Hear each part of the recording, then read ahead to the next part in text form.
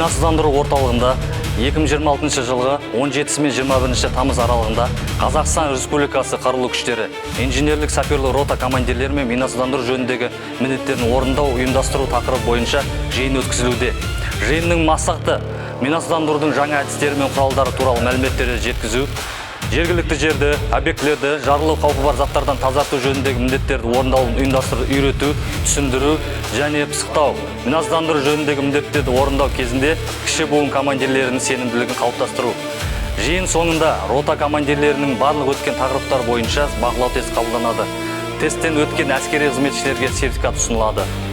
Сертификаттың тиімділігі әскери қызметшілердің тәжірибесі арттырған туралы куәлік болып табылады. Қызмет бабында жоғары лауазымдарға тағайындау кезінде ескеріледі.